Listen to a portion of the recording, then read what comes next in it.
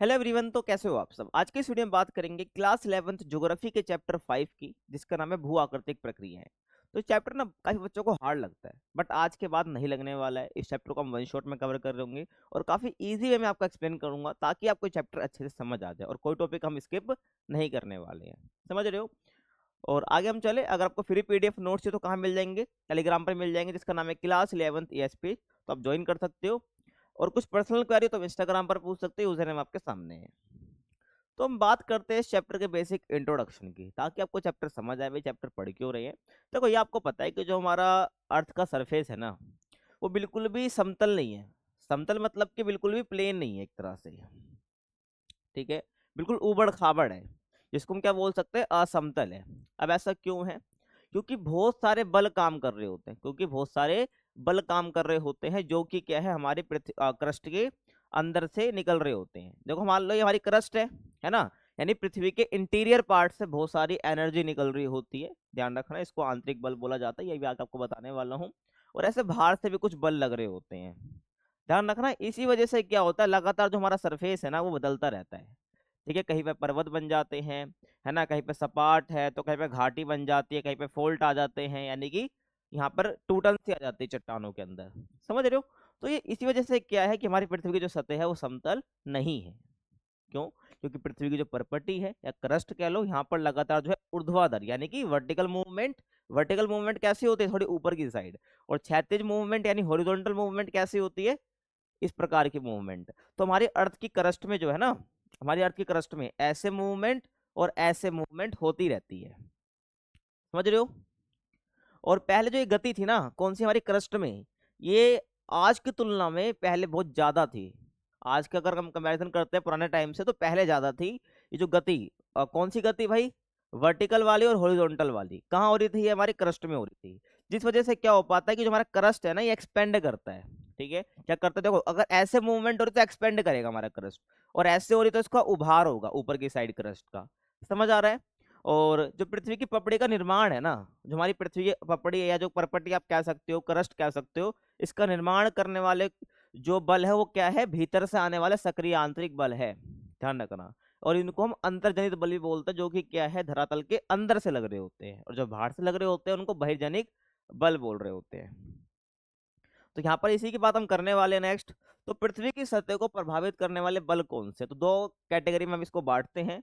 एक endogenic forces और एक एक्सोजेनिक फोर्स। एंडोजेनिक यानी कि अंतर्जन्य बल या अंतर्जनित बल। उसके बाद बहिर्जन्य बल या बहिर्जनित बल। समझ रहे हो। अब देखो, जब हम बात करते हैं ना अंतर्जनित बल की, तो इसका मतलब क्या है?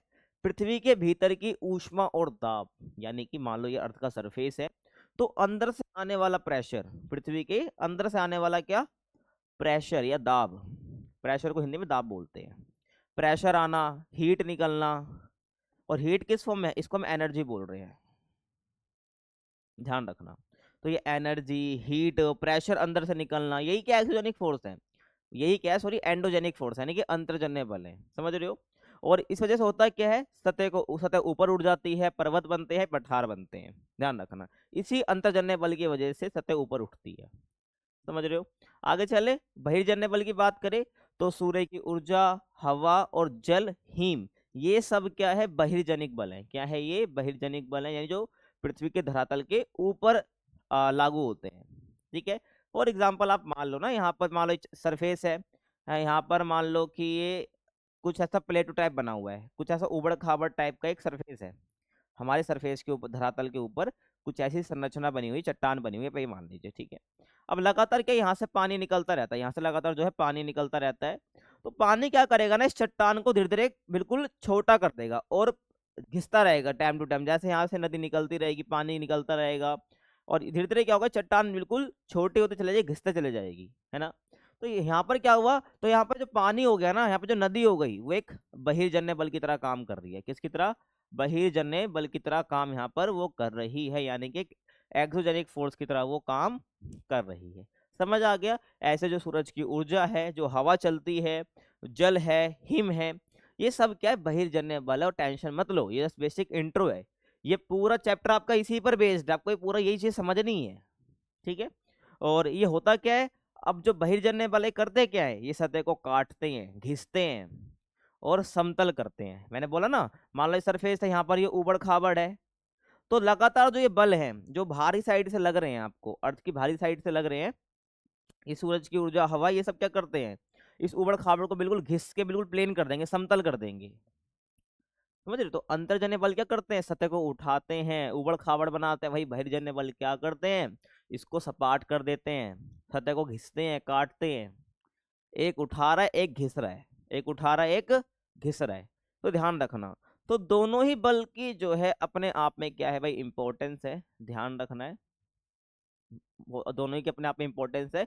अब ये ध्यान आपको क्या रखना है कि जो अंतर्जन्य बल है और जो बहिर्जन्य बल है, अपने टाइम में एक नॉर्मल इनकी मूवमेंट हुआ करती थी, लेकिन आज बहुत सारी ह्यूमन एक्टिविटी आपको पता है ऐसी हो चुकी है, जिससे पूरा जो हमारा एनवायरनमेंट है वो एनवायरनमेंट क्या लो, उसको बहुत नुकसान हो रहा है। तो जिस वजह से जो ये अंतर्जन्य बल है और जो बहिर्जन्य बल है, इनका थोड़ा जो है ना, कह लो पैटर्न बिगड़ सा गया है, जिस वजह से बहुत सारी हमें दिक्कतों का सामना करना पड़ जाता है।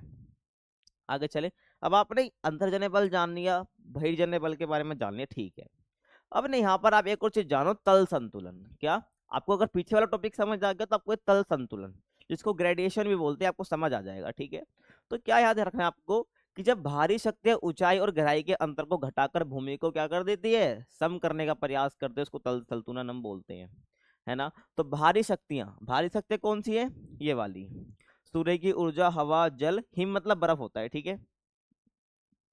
तो जितने ये भारी शक्तियां हैं, ठीक है, ये ऊंचाई को और गहराई के अंतर को क्या कर देती है भाई, घटा देती है, इस को क्या कर देती है, समान कर देती है। देखो फॉर एग्जांपल, ये ये मान लो यहाँ से जो इतना हिस्सा ये उठा हुआ है, और यहाँ पर क्या है, ये यहाँ पर एक गहराई है, ये थोड़ा ऊंचाई वाला हिस्सा है और ये थोड़ा गहराई वाला हिस्सा है, इसके मुकाबले देख लो, यहाँ पर इसकी हाइट इतनी है और यहाँ पर ये सपाट है।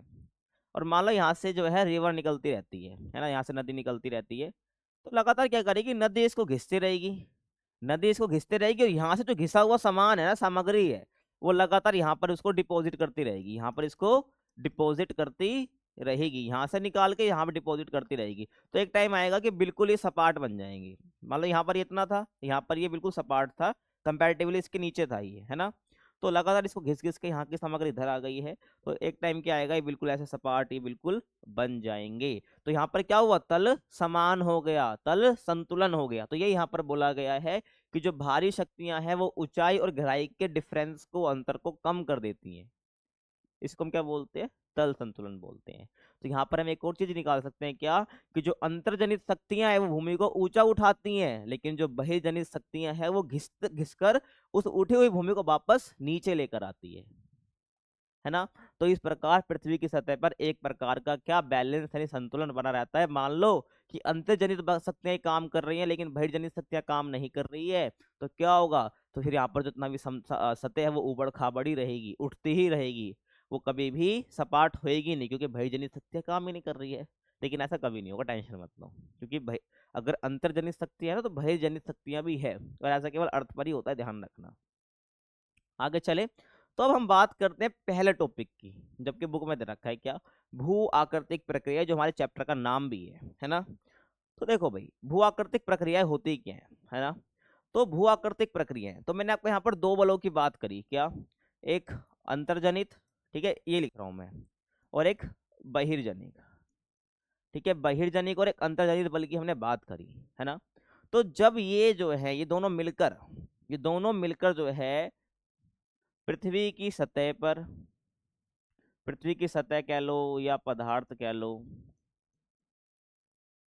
लो, जब इस पर मिलकर काम करते हैं ना, मिलकर क्या करते हैं भाई, कार्य करते हैं, यही क्या होती है, भू आकृतिक प्रक्रिया होती है, ध्यान रखना, समझ रहे हो। तो पृथ्वी के पदार्थों पर अंतर्जनित या बहिर्जनित बलों द्वारा जो भौतिक दबाव पड़ता है, यानी कि फिजिकली प्रेशर पड़ता है, या रासायनिक क्रियाएं होती हैं, ठीक है, किन दोनों फोर्स की वजह से, इन दोनों फोर्स की वजह से, अंतर्जनित और बहिर्जनित की वजह से, और जो परिवर्तन हमें देखने को मिलता है पृथ्वी पर, उसको हम क्या बोलते हैं, भू आकृतिक प्रक्रियाएं हम बोलते हैं। समझ आ रहा है। तो अब यहाँ पर ना, पहले हम अंतर्जनित भू आकृतिक प्रक्रियाओं की बात करेंगे, जो धरातल के अंदर से निकलती हैं, मतलब ऐसी शक्तियाँ, ऐसी प्रक्रियाएं जो धरातल के अंदर से जन्मी हैं, और कुछ ऐसी जो कि हमको कहाँ देखने को मिलती है, पृथ्वी की सतह के ऊपर देखने को मिलती है, जिनको बहिर्जनित भू आकृतिक प्रक्रियाएं बोलते हैं। तो अगर बात करूँ अंतर्जनित की तो उसमें आ जाएगा भाई पटल विरूपण और ज्वाला मुख्यता, ठीक है। और अगर बहिर्जनित भू आकृतिक प्रक्रियाओं की बात करूँ तो इसमें आएगा आपका अपक्षय, वृद्धशरण, अपक्षय, इरोधन भी कह देते हैं इसको, ध्यान रखना। और यहाँ पर आ जाएगा आपका निक्षेपण, ठीक है। इरोजन है ना यहाँ पर, तो इसको अपर्दन करो, ठीक है ना, यहाँ पर ये मिसप्रिंट है, इरोजन यानी कि अपर्दन, ठीक है भाई। तो अपक्षय, विरक्षरण, अपर्दन और निक्षेपण, ये क्या हो जाएंगे आपके बहिर्जनित भू आकृतिक प्रक्रियाएं हो जाएगा। समझ आ रहा है? आगे चलो। तो आगे मैं बात करूं, अभी वही टॉपिक चल रहा है, कौन सा भाई? अभी अपना ये टॉपिक चल रहा है भू आकृतिक प्रक्रियाएं वाला। तो वो सभी प्राकृतिक तत्व यानी कि जो नेचुरल एलिमेंट्स है, लाइक जल, हिम, वायु, तरंगे यानी वेव्स जो हैं, जो पृथ्वी के पदार्थों को अधिग्रहण यानी एक्वायर करने में मदद करती है, ठीक है, परिवहन करने में यानी ट्रांसपोर्ट और निक्षेपण करने में मदद करते हैं, है ना। ये भू आकृतिक कारक या एजेंट कहलाते हैं। मेरी बात को बहुत ध्यान से सुनना, ठीक है, कि जितनी भी चीजें मैं आपको बता रहा हूँ कि जल, हिम, वायु, तरंगे जो है ना, ये पृथ्वी के पदार्थों को क्या करते हैं? एक्वायर करते हैं, मतलब ग्रहण कर लेते हैं, है ना। अभी समझ आएगा आपको। उसके बाद उसको दूसरी जगह पे लेके भी जाते हैं और फिर कहीं उसको छोड़ भी देते हैं, यानी कि ग्रहण करना, उसको लेके जाना और उसको कई जगह पे टिका देना, है ना। टिका देने को बोलते हैं निक्षेपण, ध्यान रख, डिपोजिशन, ये टॉपिक है आपका आगे। तो ये इन सबको हम क्या कह रहे हैं? तो जैसे जल, हिम, ये वायु, तरंगे क्या है? ये भू आकृतिक कारक हैं या एजेंट्स हैं, जो कि भू आकृतिक प्रक्रियाएं, जो भू आकृतिक प्रक्रियाओं का साथ दे रहे हैं, जो कि भू आकृतिक आकृतिक प्रक्रियाओं का साथ दे रहे हैं, ठीक है, साथ दे रही हैं। तो मैं कह सकता हूं अगर ये भू आकृतिक कारक नहीं होंगे तो क्या नहीं होगा? आपकी भू आकृतिक प्रक्रिया ही नहीं होंगी, सीधी सी बात है, समझ आ रहा है? तो जब ये तत्व जो है ढाल के कारण गति प्राप्त करते हैं तो ये पृथ्वी के पदार्थों को उठाकर अन्य स्थानों पर ले जाते हैं और जमा करते हैं, डिपोजिशन कर देती हैं। तो ये बोला है कि जो ये तत्व आपको जितने बताए हैं, ये ढाल के कारण, ढाल क्या होती है भाई? मान लो कोई ऐसी ढाल है, ठीक है, ढाल बना दी मैंने, ये पूरा सरफेस था, ये ढाल है पूरी, है ना। तो ढाल के कारण मान लो यहाँ पर कोई तत्व है, यहाँ पर से किसी चीज को घिस रहे हैं, है ना, यहाँ पर इस चट्टान को घिस रहे हैं। कोई भी मान लो हवा है, नदी है, हवा चल रही तो यहाँ से जो भी यहाँ पर घिसा हुआ चीज है उसको उठा के यहाँ लेके आ जाएगा, है ना। तो मान लो बेसिकली नदी की बात करेंगे, चट्टान को घिसने का जो मेजरली काम करते हैं वो नदियां ही करती हैं। अब बोलो कि भैया ये जो वायु है ये किस प्रकार से काम करेगी? आपने रेगिस्तान देखा है ना, रेगिस्तान में क्या है, जो धूल मिट्टी होती है उसको एक जगह से दूसरी जगह पर ले जाना का काम कौन करता है? वो वायु ही करती है। तो ये भी तो भारी शक्ति है, ये भी तो एक प्राकृतिक तत्व है जो कि उस मिट्टी को दूसरी जगह पे ट्रांसपोर्ट कर रहा है। एक जगह पे उसका बिल्कुल बालू जैसा पहाड़ी बना दिया रेगिस्तान के अंदर। रेगिस्तान में ऐसा क्या होता है कि भाई एक जगह तो बिल्कुल गहराई से बन गई, एक जगह बिल्कुल पहाड़ जैसा बन गया मिट्टी का, रेगिस्तान में ऐसे ही होता है। तो वहां पर वायु ही काम कर रही होती है, तो वो प्राकृतिक तत्व है यानी भूआकृतिक कारक है। तो कहने का मतलब यहाँ पर क्या है, ढाल के कारण जो है यहाँ पर गति मिल जाती है। अब यहाँ से चट्टान घिसी होगी, है ना, तो ये चट्टान जो यहाँ से घिसी है इसको ढाल पर क्या मिल जाती है? गति मिल जाती है, ढलाई है ना यहाँ पर, तो गति मिल जाती है। तो यही मिला है कि जो ढाल है इसके कारण गति प्राप्त करते हैं, तो पृथ्वी के पदार्थों को उठाकर किसी दूसरे जगह पर ले जाते हैं और जमा कर देते हैं, ठीक है, ध्यान रखना है, जमा कर देते हैं। अब ना इस वाली इमेज पे आओ एक मिनट, ठीक है, जो चीज़ मैंने यहाँ बताई है वो यहाँ से आपको बिल्कुल समझ आ जाएगी, वो आपको यहाँ पे बिल्कुल क्लियरली समझ आएगी। क्या? ध्यान से देखना भाई, ठीक है। ये वाटर है, ये आइस है यानी हिम कह रहे हैं इसको, और ये हवा है, विंड, है ना। तो ये क्या करती है भाई, मान लो यहाँ से चट्टान है ना, तो इस वाटर ने क्या करा, इस पानी ने क्या करा, यहाँ से चट्टान को घिस घिस कर यहाँ पर एक्वायर कर लिया, एक्वायर कर लिया, है ना। एक्वायर करने के बाद यहाँ पर वेव चलेगी, इसके अंदर वेव के थ्रू जो है जितना भी चट्टान यहाँ से घिसी थी उसको आगे जाके क्या कर देगी, यहाँ पर ये डिपॉजिट कर देगी, ठीक है ना। ये तो आप देख रहे हो ना, चट्टान का ही घिसा हुआ माल क्या है, यहाँ पर इसने यहाँ पर इकट्ठा कर दिया है। और किसकी वजह से हुआ है? ये हुआ है केवल पानी की वजह से। क्या हुआ है? पानी की वजह से, है ना, ध्यान रखना है। अगर मान लो ये जो डिपॉजिट यहाँ पर इसने करा है, ये गीला है, अगर ये गीला है तो ये यहीं पर ही टिक जाएगा। अगर सूखा है, मान लो सूख जाता है, तो हवा आएगी इसको फिर कहीं और लेके चले जाएगी। तो कहने का मतलब है ये प्राकृतिक तत्व काम करते ही रहते हैं, ये प्राकृतिक तत्व क्या करते रहते हैं? काम करते ही रहते हैं। कहाँ पर? पृथ्वी की सतह पर। समझ आ रहा है, जिससे भूआकृतिक प्रक्रिया चलती रहती है और पृथ्वी की सतह को डामाडोल घुमाती समतल, ठीक है, करती रहती है ना, मतलब कि उठाती हैं, बैठाती है, समतल करके रखती हैं, तो चलता रहता है पूरा प्रोसेस। आगे चले।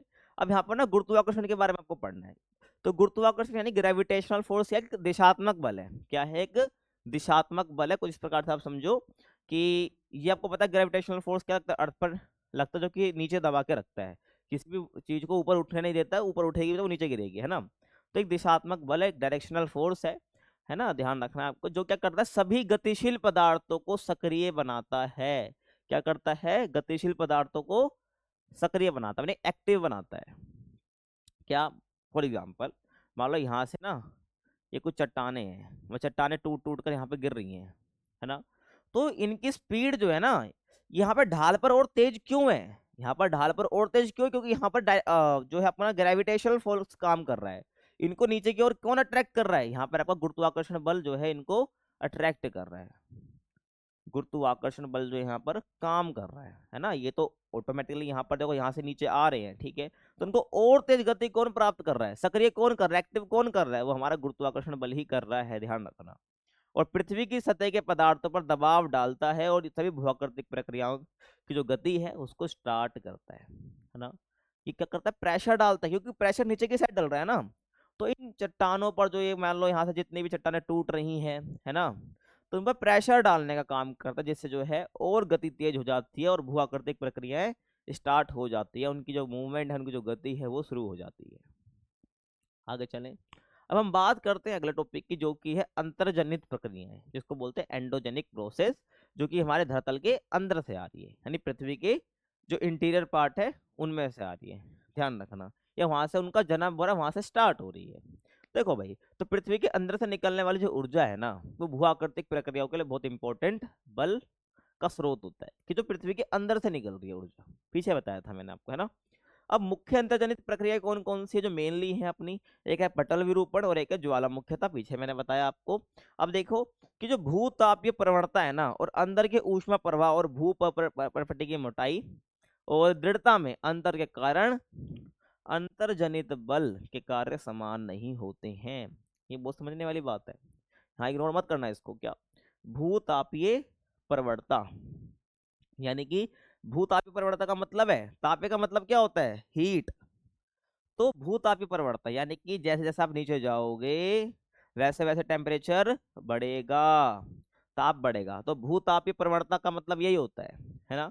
तो भूतापीय प्रवणता, अंदर के ऊष्मा प्रवाह, यानी कि जो आपका धरातल है उसके अंदर ऊष्मा का फ्लो कैसे हो रहा है, ऊष्मा का फ्लो कैसे हो रहा है, ऊष्मा फ्लो, ठीक है। और आपने संबंध धाराओं के बारे में पढ़ा था यहाँ पर, संबंध धाराएं कब पढ़ा था आपने? बताना। आपने पढ़ा था आई थिंक चौथे तीसरे चैप्टर में पढ़ा था, ठीक है, चौथे चैप्टर में, तीसरे चैप्टर में पढ़ा था मेरे हिसाब से। तो ये संबंध धाराएं हैं, ठीक है। तो संबंध धाराएं हो गई, ये कह लो जिससे ऊष्मा का प्रवाह एक सर्कुलर मोशन में चलता रहता है। अगर आपने मेरी वीडियो देखा आपको पता होगा, है ना। तो अंदर के ऊष्मा प्रवाह, भूपर पट्टी की मोटाई कितनी है, जब आपका क्रस्ट है किसकी मोटाई कितनी है, और दृढ़ता यानी कि कितना डिटरमाइंड, कितनी मजबूत है ये धरातल आपकी, ठीक है, ध्यान रखना है।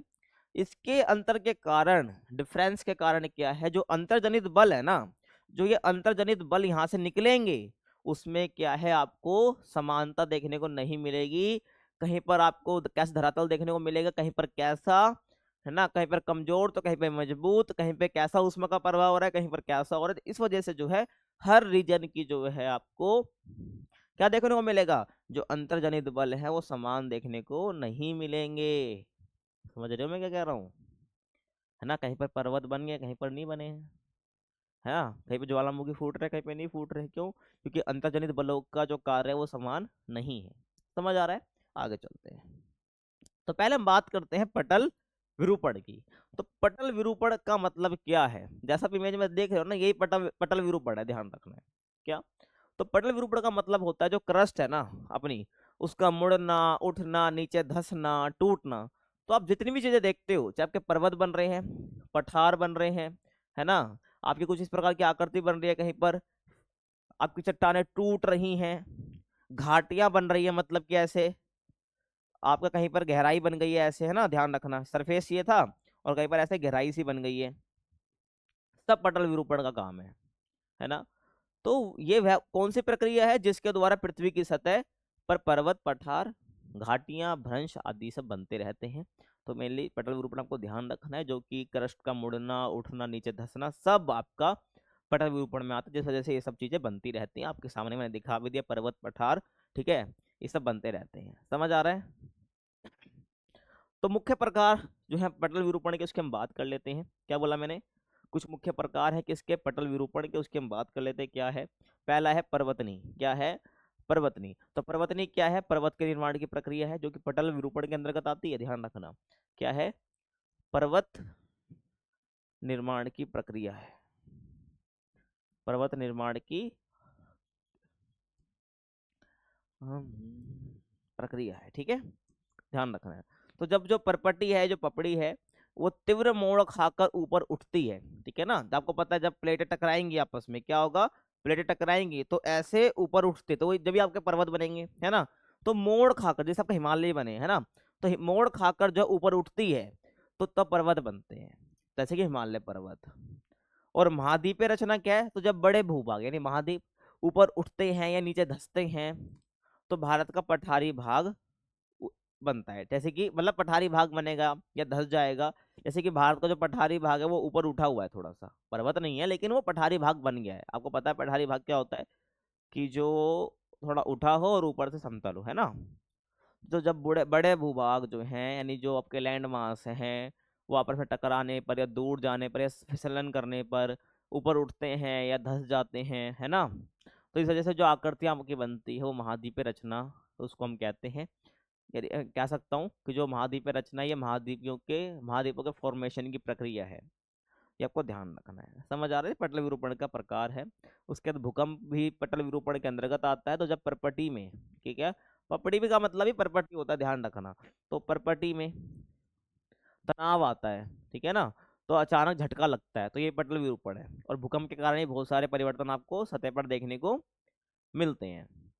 और भूकंप के बारे में हमने तीसरे चैप्टर है वो डिटेल में पढ़ा है।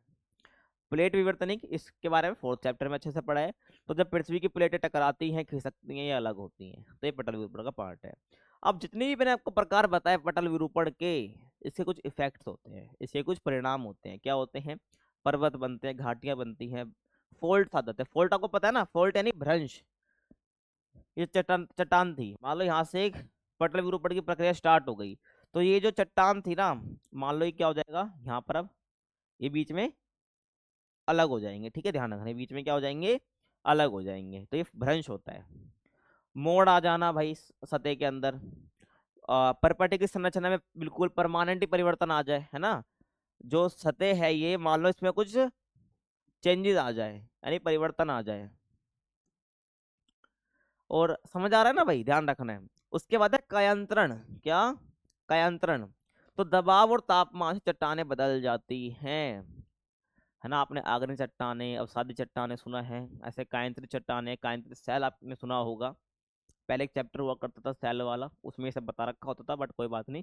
कायांतरण का मतलब क्या होता है? कि आपकी जो आग्नेय अवसादी चट्टानें है ना, मैं आपको पता होना चाहिए, वैसे छोटी क्लासेस में भी है। तो जब इनमें क्या है, जब दबाव बढ़ने से या टेम्परेचर में चेंज होने से जो है, ये जो अवसादी है, जो अग्नि चट्टानें है, ये बदल जाती है, कायांतरित सैलें बन जाती हैं, ध्यान रखना। तो वही है कि जब तापमान बदलता है, दबाव बदलता है, दबाव पड़ता है, जो कि पटल विरूपण का पार्ट है भाई, दबाव पड़ रहा है, तो पटल विरूपण की प्रक्रिया ही से पड़ेगा। तो दबाव या टेम्परेचर में बदलने से चट्टानें क्या हो जाती है? बदल जाती हैं। यही कायांतरण होता है। तो कायांतरण हमें देखने को मिलता है चट्टानों में, ठीक है, चट्टानों की शैलों में। तो ये परिणाम है। अब नेक्स्ट हम बात करते हैं ज्वालामुखीता। क्या? ज्वालामुखीता समझ आ जाएगा आपको, ध्यान से देखना। तो ज्वालामुखीता है क्या?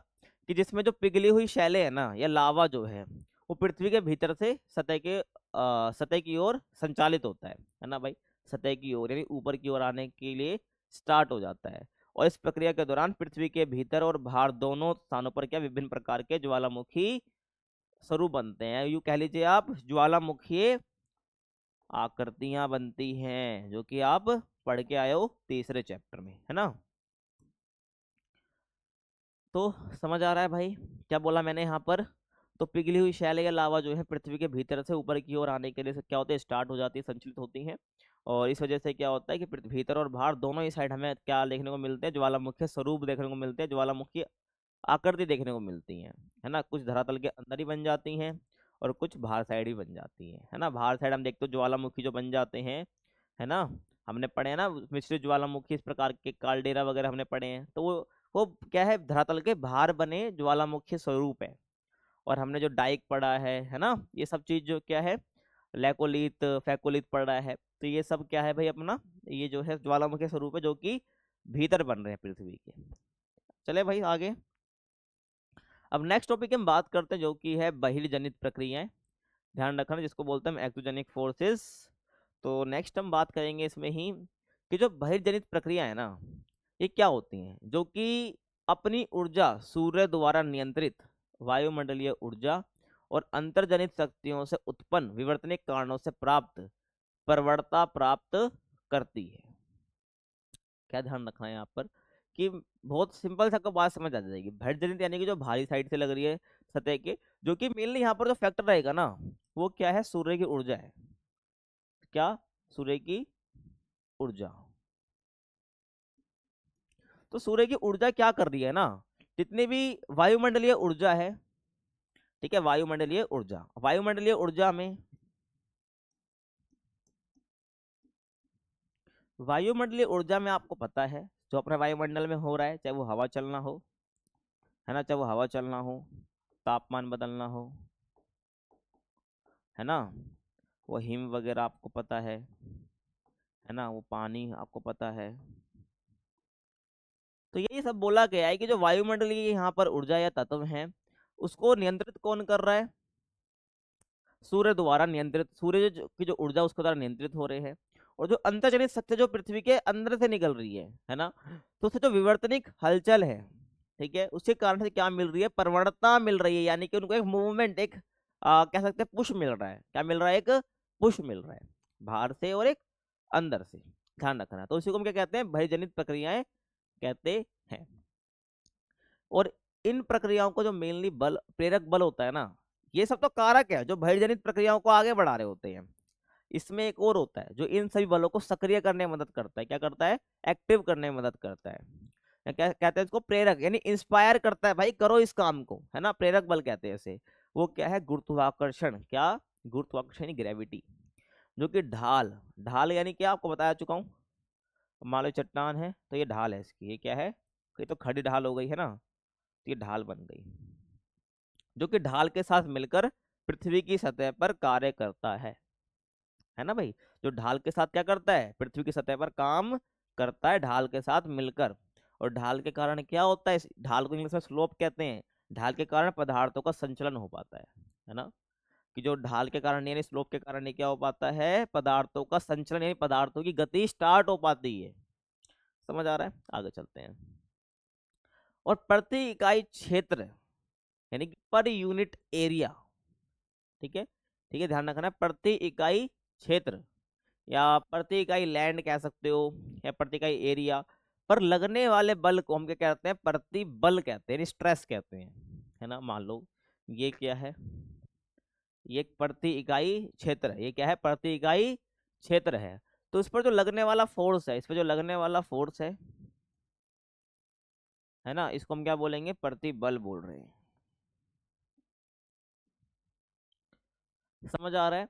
तो ठोस पदार्थों में जो प्रतिबल है ना, ये धक्का और खिंचाव, यानी पुश एंड, ये लिखा भी है यहाँ पर, ठीक है, पुश एंड पुल से उत्पन्न होता है। इससे विकृति प्रेरित होती है। क्या बोला मैंने? कितने भी ठोस पदार्थ है, ठोस पदार्थ यानी कि जो चट्टान मान लो ठोस पदार्थ है, तो ठोस पदार्थों के अंदर जो आपको प्रतिबल देखने को मिलता है, प्रतिबल मैंने बता दिया, जो प्रति इकाई क्षेत्र पर लग रहा है। अब ये प्रति इकाई क्षेत्र कितना बड़ा वो हो सकता है, कोई मैटर नहीं है ये, है ना। ये प्रति इकाई क्षेत्र इतना भी हो सकता है, इसकी यूनिट बदल जाएगी, है ना।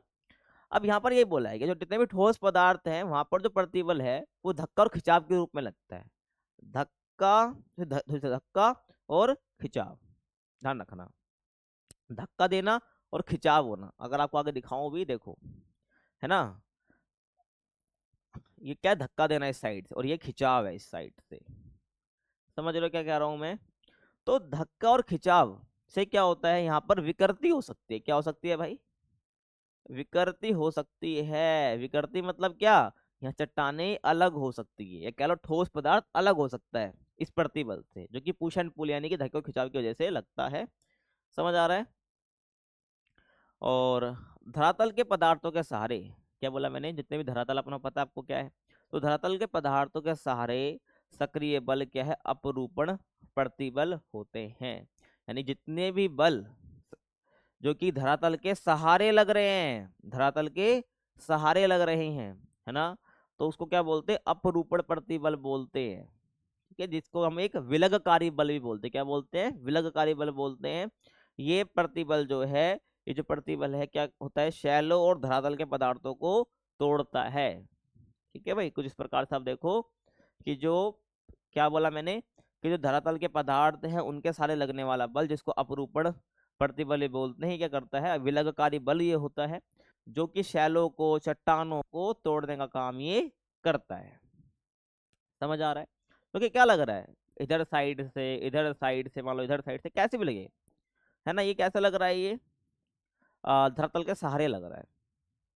ये सब भार की जो प्रक्रिया है ना, भारी जनित प्रक्रिया, वो सब काम कर रही होती है यहाँ पर। समझ रहे हो। आगे चलें। और जो सभी बहिर्जनित भूआकृतिक प्रक्रिया है ना, उनको एक हम कॉमन नाम से जानते हैं, जिनको हम बोलते हैं अनाच्छादन। ठीक है, या अनाच्छादन। ठीक है भाई, प्रोनाउंसिएशन ठीक कर लेना। क्या बोलते हैं, अनाच्छादन, ध्यान रखना। ठीक है, ध्यान रखना है। तो इसको एक कॉमन वर्ड हम बोल लेते हैं बहिर्जनित भूआकृतिक प्रक्रियाओं के लिए, आपको समझ आना चाहिए, इसके अंतर्गत रखा जाता है। तो और जो ये अनाच्छादन, भाई ठीक है, ध्यान रखना, अनाच्छादन, है ना, तो इसका मतलब क्या होता है, निरावृत। क्या, निरावृत, इसको बोलते हैं स्ट्रिप ऑफ। क्या, स्ट्रिप, स्ट्रिप ऑफ, इसका मतलब होता है आवरण का हटना। यानी कि मान लो ये कुछ हिस्सा है, इसका ऊपर का हिस्सा हट जाना, इस ऊपर का हिस्सा ये पूरा हट जाना। क्या भाई, ये हिस्सा हट गया मतलब, ठीक है, हट जाना एक तरह से। ठीक है, या मान लो निरावृत करना, यानी इसको पूरा का जो आवरण है हटाना, इसको बोलते हैं आवरण हटाना, है ना। आगे दिखाएं, देखो भाई, ध्यान से देखना। ये एक सरफेस कह लो, है ना, ये पूरा क्या है, सरफेस है। तो जो ऊपर का आवरण हट जाता है ना, क्या बोला मैंने, ये ऊपर का आवरण मान लो हट जाए, अब वो आवरण हटे कैसे, वो बहुत सारे कारण हो सकते हैं। मान लो यहाँ से नदी निकल रही हो, तो इसका पूरा का ऊपर का हिस्सा वो निकाल ही देगी, पूरा का जो ऊपर का आवरण है वो यहाँ से हट ही जाएगा, क्योंकि वो घिस जाएगा ना, क्योंकि लगातार यहाँ से नदी का पानी चलता ही रहेगा, चलता ही रहेगा, तो ये ऊपर ऊपर का आवरण हट ही जाएगा। तो इसको हम क्या बोलते हैं, अनाच्छादन बोलते हैं। ठीक है, जिस वजह से क्या होता है कि जो ऊपर की कवरिंग है वो रिमूव हो जाती है। समझ आ रहा है मैं क्या कह रहा हूँ। तो अपक्षय, वृद्धशरण, संचलन, अपर्दन, परिवहन आदि सभी इसमें सम्मिलित करे जाते हैं। तो हम जितनी भी भार की प्रक्रियाएं हैं, बहिर्जनित प्रक्रियाएं हैं, एक्सोजेनिक फोर्स हैं, उनके लिए कॉमन वर्ड हम यूज करते हैं अनाच्छादन, अनाच्छादन। ठीक है, तो ये सब जितनी भी प्रक्रिया हैं, जैसे अपक्षय के बारे में आप आगे पढ़ोगे, अपर्दन के बारे में आप पढ़ोगे, वृद्ध शरण के बारे में आप पढ़ोगे, है ना, भूस्खलन के बारे में पढ़ोगे, तो ये सब आपको पता चलेगा। तो सबके लिए कॉमन वर्ड मैंने बता दिया क्या है, डेन्यूडेशन, है ना, ये आपको मैंने पढ़ा दिया है। ठीक है, ये वर्ड है आपका, ये आपको ध्यान रखना है। आगे चलें, अब हम पढ़ते हैं अपक्षय के बारे में, यानी कि वेदरिंग के बारे में। समझ आ रहा है मैं क्या कह रहा हूँ। तो अपक्षय है क्या, तो अपक्षय का मतलब होता है पृथ्वी की सतह के पदार्थों पर की गई क्रिया, है ना। ये पृथ्वी की सतह है, इसके ऊपर जो भी पदार्थ है, चाहे वो पर्वत हो, ठीक है, पठार हो, है ना, कुछ उबड़ खाबड़ चीजें हो, तो पृथ्वी की सतह के पदार्थों पर की गई क्रिया, की गई क्रिया, उसको हम क्या बोलते हैं, अपक्षय। और ये क्रिया कैसी क्रिया हो रही है, ये ऐसी क्रिया हो रही है जिससे जो है ये चट्टानें टूट जा रही हैं। ठीक है, टूट जा रही है, या छोटे छोटे टुकड़े इनके हो जा रहे हैं, छोटे छोटे टुकड़े, टुकड़े हो जा रहे हैं, है ना, ये आपको ध्यान रखना है। तो ये वही प्रक्रिया है जिसमें चट्टानें और खनिज अपने स्थान पर धीरे धीरे टूटते, बिखरते, बदलते रहते हैं। ठीक है, ये आपको ध्यान रखना है। यानी कि यहाँ जो चट्टानें अपने स्थान पर टूट रही है, बिखर रही है, या अपना स्वरूप पूरा बदल जा रहा है, क्योंकि पूरा धीरे धीरे टूट टाट के बिखर जाएगा, तो फिर ये कहीं और चले जाएगा, तो यहाँ पर जो रह जाएगा फिर वो बदल ही जाएगा, है ना। तो ये अपक्षय होता है, समझ आ गया। अब अपक्षय के 3 प्रकार होते हैं जो ये एग्जाम में भी पूछ लेता है। अपक्षय के 3 प्रकार होते हैं जो कि पूछ लेता है एग्जाम के अंदर। क्या? रासायनिक अपक्षय, भौतिक, या जिसको हम यांत्रिक अपक्षय भी कह देते हैं, और जैविक अपक्षय। रासायनिक अपक्षय, भौतिक अपक्षय, या यानी जैविक अपक्षय। ठीक है, 3 होते हैं पार्ट इसके, ध्यान रखना है। तो पहले हम बात करते हैं यहाँ पर, और एक और बात ध्यान रखना, क्या कि जो आपके ये 3 है ना, रासायनिक अपक्षय, भौतिक और जैविक, क्या आप ये सोचते हो अकेले अकेले काम कर रहे होते? नहीं भाई, ये तीनों भाई हैं, तीनों भाई, तीनों तो भाई, यानी जहां जाएंगे साथ जाएंगे, है ना। तो और ये बात है कि तीनों साथ चल रहे हैं, काम करेंगे तीनों साथ करेंगे। हाँ भाई, हो सकता है कभी मान लो कोई एक ज्यादा हावी हो जाए, कभी कोई दूसरा हावी हो जाए, या कभी तीनों ही हावी रहे, है ना, ये आपको ध्यान रखना है। तो यहाँ पर मैं कह सकता हूँ क्या, कि ये दोनों एक दूसरे, ये तीनों जो है एक दूसरे से जुड़ी हुई प्रक्रियाएं हैं, समझ रहे हो, ये ध्यान रखना है। आगे चले तो सबसे पहले हम बात करते हैं रासायनिक अपक्षय की जो प्रक्रिया है उसकी हम बात करते हैं, जो कि पहला टाइप है। तो नाम से पता चल रहा है रासायनिक अपक्षय, यानी जहां पर कुछ केमिकली घोटाला हो रहा है। क्या हो रहा है भाई? केमिकली घोटाला हो रहा है, चट्टाने टूट के बिखर रही, किस वजह से? कुछ केमिकल चेंजेस की वजह से, यानी रासायनिक परिवर्तन की वजह से, है ना। तो अपक्षय प्रक्रियाओं का एक समूह, जैसे कि विलयन, कार्बोनेटीकरण, अब ऐसे भारी भारी वर्ड आ गया, आप देख के डर रहे हो, है ना, टेंशन नहीं लेनी है। जल योजन, ऑक्सीकरण, न्यूनीकरण, जो है सेलों के अपघटन, विघटन अथवा न्यूनीकरण का कार्य करती हैं, जो कि रासायनिक क्रिया द्वारा सूक्ष्म अवस्था में परिवर्तित हो जाती है। ठीक है, तो क्या बोला, जो शैल है, शैल कह लो, है ना, ये चट्टाने कह लो, क्या कह लो, ये चट्टाने कह लो, है ना, ये क्या है ना, इन पे कार्बोनेशन, कार्बोनेटीकरण को आप कार्बोनेशन भी कह सकते हो। क्या बोला भाई, यहाँ पर पहले दे रखी है यहाँ पर कार्बोनेटीकरण, इसका मतलब क्या है, यहाँ मैं लिख रहा हूँ हर चीज को, ठीक है। कार्बोनेटीकरण का मतलब क्या है कि CO2 प्लस पानी, क्या, CO2 प्लस पानी आपस में मिलकर जो है चट्टानों को कह सकते हैं कमजोर बनाते हैं।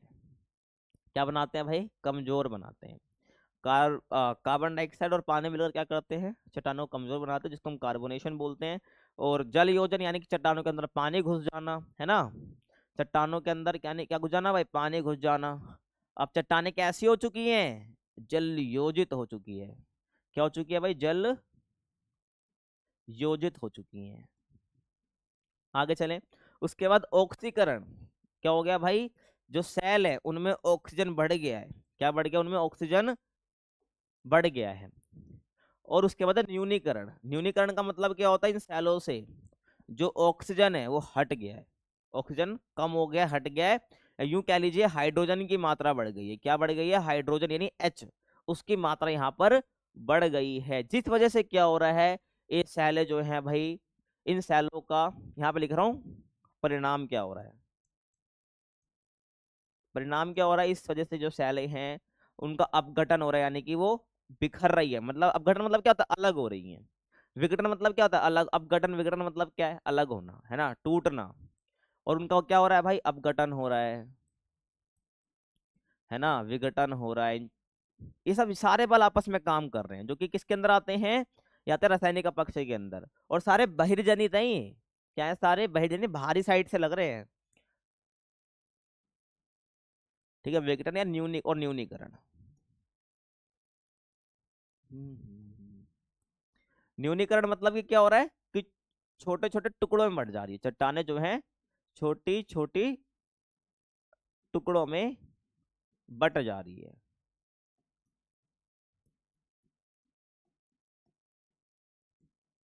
समझ रहे हो? ये आपको ध्यान रखना है, और आप ये लिखना चाहो तो लिख भी सकते हो। आगे चलें, ऑक्सीजन, कार्बन डाइऑक्साइड और जल जो है ना भाई, ये 3 चीज रासायनिक अपक्षय के मान लीजिए भाई सबसे बड़े साथी हैं। अगर रासायनिक अपक्षय हो रहा है ना, ये तीनों भाई आपस में रहेंगे रहेंगे। क्या? ऑक्सीजन, कार्बन डाइऑक्साइड और जल। अगर ये नहीं है तो रासायनिक अपक्षय मान लो नाम मात्र का ही है। तो ऑक्सीजन, कार्बन डाइऑक्साइड और जल जो है, ये सभी रासायनिक क्रियाओं के प्रमुख तत्व है, एलिमेंट हैं। समझ रहे हो? ध्यान आपको रखना है। तो ये रासायनिक अपक्षय के लिए आपको इतना पता होना चाहिए, और इसके साथ आप ये भी बना लो, है ना, ताकि आपको याद रहे। आगे चले, नेक्स्ट हम बात करते हैं भौतिक अपक्षय की। तो भौतिक अपक्षय क्या होता है, जिसको हम यांत्रिक अपक्षय भी कह देते हैं। तो इसमें क्या होता है, चट्टानों का टूटना बिखरना तो है ही। अपक्षय मतलब चट्टानों का टूटना बिखरना, तो ये आपको दिमाग में आ जाना चाहिए। उसके रीजन क्या है, रासायनिक अपक्षय में हमने देखा है भाई चट्टानें टूट क्यों रही है। अब भौतिक अपक्षय में जो चट्टानें टूट रही हैं, बिखर रही हैं, वो रासायनिक परिवर्तन के बिना हो रहा है, केवल भौतिक बल वहां पर काम कर रहे हैं, है ना। और जो भौतिक बल हैं, ये डिपेंड करते हैं चट्टान की संरचना कैसी, चट्टानों का स्ट्रक्चर कैसा है, टेम्परेचर कैसा है, और कितना प्रेशर पड़ रहा है, और कितना प्रेशर पड़ रहा है। तो चट्टानों की संरचना, तापमान और दबाव के कारण जब चट्टानें टूटती हैं, ठीक है, और ये भौतिक बल ही में आ जाता है। ठीक है, जितने भौतिक बल है वो ये सब लिखे हुए हैं, ये गुरुत्वाकर्षण बल, तापीय परिवर्तन, हिमीय क्रिया, है ना, और क्रिस्टलीकरण और जैविक क्रियाएं, ये सब क्या आती हैं, ये सब सारे भौतिक बल हैं, ये सारे क्या है, भौतिक बल हैं, भौतिक बल है ना। क्योंकि यहाँ पर कोई भी केमिकल चेंजेस नहीं हो रहे, यहाँ पर कोई भी रासायनिक परिवर्तन की वजह से चट्टानें कमजोर नहीं हो रही है।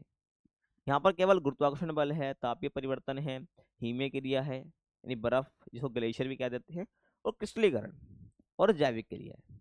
ये मेनली प्रमुख बल हैं। और ये बल कितने लगेंगे, कितने हावी होंगे, डिसाइड किस पर होता है, चट्टानों की संरचना कैसी है, चट्टान कमजोर है मजबूत है ना, वहाँ का टेम्परेचर कैसा है, दबाव कितना पड़ रहा है वहाँ पर। तो ये सब जो बल है, मतलब ये जितने भी बल हैं भौतिक बल, डिसाइड करता है इन्हीं तीन चीजों पर। ये क्वेश्चन आ सकता है कि भौतिक अपक्षय के अंदर जो भौतिक बल है वो किस पर डिपेंड करता है, इन तीनों पर। ठीक है, आगे चलें। अगर मैं बहुत मुख्य बलों की बात करूं तो गुरुत्वाकर्षण बल, क्या, गुरुत्वाकर्षण बल। तो गुरुत्वाकर्षण बल बेसिकली क्या करता है, चट्टानों पर दबाव डालने का काम करता है, क्योंकि ये एक डायरेक्शनल फोर्स है जो कि ऊपर से नीचे की तरफ लग रहा होता है ना। तो गुरुत्वाकर्षण बल क्या करता है, दबाव डालता है जिससे चट्टानें कमजोर होंगी। तापीय परिवर्तन, तापीय परिवर्तन का मतलब क्या है, चट्टानें जो हैं, जैसे कि मैं आपको बताऊं, टेम्परेचर घटना बढ़ना है, दिन के समय क्या होता है गर्म रहता है टेम्परेचर, रात के समय ठंडा हो जाता है। तो ये जो तापमान घटता बढ़ता रहता है ना, तापमान बदलता रहता है, इससे चट्टानें सिकुड़ती हैं और फैलती हैं। और जितना तापमान में परिवर्तन बार बार होगा, और उतनी ही बार जो है जो चट्टान है उसमें संकुचन यानी कि सिकुड़ना फैलना ये होता ही रहेगा चट्टानों की शैलों के अंदर। और जितना ही बार बार होगा उतनी ही चट्टानें जो हैं ये कमजोर होती जाएंगी, और एक टाइम आएगा चट्टानें चूर चूर हो जाएंगी। उसके बाद हिमीय क्रिया, है ना, मान लो कि जो ग्लेशियर है वो जो क्या कर रहा है भाई, वो चट्टानों के अंदर घुस जा रहा है, वो चट्टानों के अंदर घुस जा रहा है। या यूं कह लीजिए कि भाई ये चट्टान है, मान लो पर्वत है ना, चट्टान सब है, तो यहाँ पर रिवर निकल रही है ऊपर से लगातार, जो चट्टानों को कमजोर करते जा रही है, यहाँ से निकलते जा रही है, चट्टानों को कमजोर करते जा रही है, जिसको हम क्या बोलते हैं, हिमीय क्रिया हम बोलते हैं। उसके बाद भाई क्रिस्टलीकरण और जैविक क्रियाएं, जैविक क्रिया आपका अलग सा टॉपिक भी है, जैविक अपक्षय जिसको बोलते हैं वहां समझ लेना। और क्रिस्टलीकरण का मतलब यही होता है कि किस प्रकार से जो है यहाँ पर चट्टानें जो छोटे छोटे टुकड़ों में टूट जा रही है ना, इन सब की प्रोसेस की वजह से। समझ आ रहा है, ये ध्यान आपको रखना है। आगे चलें, यही फिजिकल वेदरिंग है, मतलब कि आपका जो भौतिक अपक्षय, जैसे कि यहाँ पर तापमान बार बार बदल रहा है ना, यहाँ पर जो देख लो ये पानी क्या लो, ये जो बर्फ है ये चट्टानों के अंदर घुस गई है। और जैविक क्रियाएं जो आपका अगला टॉपिक है, जिसको हम जैविक अपक्षय बोलते हैं, बट वो भौतिक बल के अंदर ही आ जाता है। तो जैसे कि जो ये क्या कहते हैं इसे, जो जड़ है, रूट्स है किसकी, प्लांट्स की, वो चट्टानों के अंदर घुस जाती हैं, क्या कर जाती है, घुस जाती हैं। जिस वजह से क्या होता है, जो कह लो पौधा जो उग रहा है वो चट्टान, उसकी जितनी जड़ है वो चट्टानों के अंदर है, जो कि क्या करेगी, इस चट्टान को ढीला कर देगी, कमजोर कर देगी, और एक टाइम ऐसा आएगा चट्टानें बिखर जाएंगी, टूट जाएंगी। तो नेक्स्ट टॉपिक हम बात करते हैं जो कि है जैविक कार्य और अपक्षय। तो जैविक कार्य कह लीजिए, जैविक अपक्षय की बात कह लीजिए, तो इसके बारे में हम बात कर रहे हैं। देखिए, तो जैविक अपक्षय ना एक ऐसा प्रोसेस, ऐसी प्रक्रिया है जिसमें जीवों की वृद्धि, क्या, जीवों की वृद्धि या क्रियाओं से भौतिक परिवर्तन या रासायनिक परिवर्तन दोनों उत्पन्न होते हैं। ठीक है, मैंने वही बोला ना आपको कि जैविक क्रियाओं की वजह से क्या हो रहा है, जैविक क्रियाओं की वजह से भौतिक और पीछे जब यहाँ पर जब यहाँ पर जैविक क्रिया लिखा हुआ था पीछे, ठीक है, भौतिक बलों में भौतिक और रासायनिक दोनों ही एक्टिव हो जा रहे हैं, दोनों ही एक्टिव हो जा रहे हैं। तो जीवों की वृद्धि या क्रियाओं से भौतिक परिवर्तन रासायनिक परिवर्तन दोनों उत्पन्न हो रहे हैं। अब आपको समझ नहीं आ रहा होगा जैविक जैविक क्या समझू कैसे समझू। अभी 2 मिनट शांत से जो बोलता जा रहा हूँ उसको कान खोलकर सुनते जाओ, आपको सब समझ आ जाएगा। ठीक है, ये जो अपक्ष है ना, ये जीवो जैसे कि पौधे हो गए, जैविक के अंदर सब आ जाता है। पौधे, जानवर, कीट, सूक्ष्म जीव, काई हो गया है ना, कवक हो गया, ये सब के द्वारा क्या होता है, अपक्षय होता है। कैसे होता है देखो, ये मुख्य कारण आपको बता रहा हूँ किस प्रकार से ये होगा, ध्यान सुनते जाना। देखो, पौधों की जड़ें, ये पहला जैविक अपक्ष होता है, पहला कारण कह लीजिए जिसे जैविक अपक्ष आपको देखने को मिलता है। पौधों की जड़ें क्या करेंगी भाई, लगातार चट्टानों में अपना घर बना लेंगी, घुसते चले जाएंगी, टाइम आएगा चट्टानें बिल्कुल कमजोर हो जाएंगी, है ना। भूमिगत जीव, कई बार क्या होता है भाई कि जो चट्टानें हैं उसमें बहुत सारे जीव होते हैं जिसको भूमिगत जीव बोलते हैं। वो धीरे धीरे क्या कर रहे होते हैं ना, उसके अंदर अपना बिल बना रहे होते हैं। क्या कर रहे होते हैं भाई, बिल बना रहे होते हैं। क्या कर रहे होते हैं, बिल बना रहे होते हैं चट्टानों के अंदर, है ना, या जमीन पर। इस वजह से क्या होता है कि जो चट्टानें हैं वो उनका जो बेस होता है ना वो कमजोर होने लग जाता है, या कह लीजिए वो चट्टानें खुद ही कमजोर होने लग जाती हैं। उसके बाद सूक्ष्म जीव या काई जो कि बाहरी साइड से जो है वह चट्टानों को असर डाल रहे होते हैं। ऐसे बहुत सारी ह्यूमन एक्टिविटीज भी होती है जो कि जैविक अपक्ष में ही आता है, जो कि चट्टानों को कमजोर कर रही होती है। और मृत पौधे और पशुओं का विघटन, ठीक है, मृत पौधे, ठीक है, वहां पे सड़े गलते रहेंगे और एक टाइम ऐसा आएगा जो चट्टानों को क्या करेंगे भाई, कह सकते हो आप कि मृत पौधे जो है ना ये चट्टानों पे हावी हो जाएंगे। ठीक है, हावी कहने का मतलब है यहाँ पर ये वहाँ पर डिपोजिशन देखने को मिलेगा, कहाँ पर आप कह सकते हो वो चट्टानों के आसपास, चट्टानों में, जिस वजह से एक टाइम आएगा चट्टाने जो हैं वहां पर वो कमजोर हो जाएंगी। और यार ध्यान रखना, जितनी भी चीजें बता रहा हूँ ना इससे भौतिक बल और आपके जो रासायनिक बल है वो एक्टिव हो रहे हैं। जैसे मृत पौधे हैं, ये मर गए, इसके तो वहां पर केमिकल प्रोसेस चालू हो जाएगा। ऐसे पशुओं का विघटन होगा, पशु मर गए, वहां पर वो धीरे धीरे वहां पर केमिकल चेंजेस स्टार्ट हो जाएंगे, जिससे जो है आपका कह सकते हो जो चट्टाने हैं वो इफेक्ट होंगी। समझ रहे हो, ये आपको ध्यान रखना है, मुख्य कारण है। उसके बाद अपक्षय के विशेष प्रभाव। अब जो अपक्षय में आपको पढ़ाया ना, तीनों के टॉपिक मैंने पढ़ा दिया आपको, इसके इफेक्ट क्या है, इसके इफेक्ट क्या है देखो। तो यहाँ पर ना हम एक चीज पढ़ने वाले हैं, अपसल्कन। क्या पढ़ने वाले हैं, अपशल्कन पढ़ने वाले हैं। तो बहुत सारे हमें भौतिक परिवर्तन हमें देखने को मिलते हैं, फिजिकल चेंजेस देखने को मिलते हैं अपक्षय की वजह से। लेकिन इसका जो सबसे प्रमुख प्रभाव आप कह सकते हो वो है अपशल्कन। क्या है, अपशल्कन। क्या होता है अपशल्कन, तो अपशल्कन क्या है, किसी शेल या आधार शेल के ऊपर से मोटे टुकड़े या परतें गोलाकार या गुंबद नुमा रूप से उतरने या छिलने लगे, है ना। क्या बोला मैंने, जैसे मान लो ये चट्टान है, ये सरफेस मान लो, है ना, इस पे जो ऊपर का हिस्सा है मान लो एक गोलाकार रूप में, है ना, या गुंबद के फॉर्म में ऐसे हटने लग जाए, है ना, मोटे टुकड़े या परते गोलाकार या गुंबद नुमा डोम बना ले। डोम कैसा होता है, यूं होता है कुछ ऐसा ना, कुछ डोम टाइप बना लें, इस प्रकार से चट्टाने छिलने लग जाएं, उसको हम क्या बोलते हैं, अपशल्कन बोलते हैं। आई थिंक आपको यहाँ पर दिखा भी सकता हूँ मैं, देखो ये इफेक्ट्स ऑफ वेदरिंग है। कुछ इस प्रकार की आकृति बन जाए, है ना, चट्टानों के छिलने से, कुछ एक डोम टाइप बन जाए, कुछ एक गोलाकार बन जाए, है ना। तो कुछ इस प्रकार की आकृति बनती है ना, चट्टानों के छिलने से, गोलाकार या एक गुम्बद, गुम्बद इस प्रकार का भी, गुम्बद ही एक तरह से, है ना, गुम्बद बन जाए, एक ऐसी चाप सी बन जाए। तो इसको हम क्या बोलते हैं, विशेष प्रभाव बोलते हैं, किसके, अपक्षय के। समझ आ रहा है, आगे चलें। अब मुख्य कारण क्या है अपशल्कन के, मुख्य कारण क्या है, पहला है भाई अभारितीकरण। क्या, अभारितकरण, जब ऊपर की परतें अपक्षय या क्षरण द्वारा हट जाती हैं, है ना।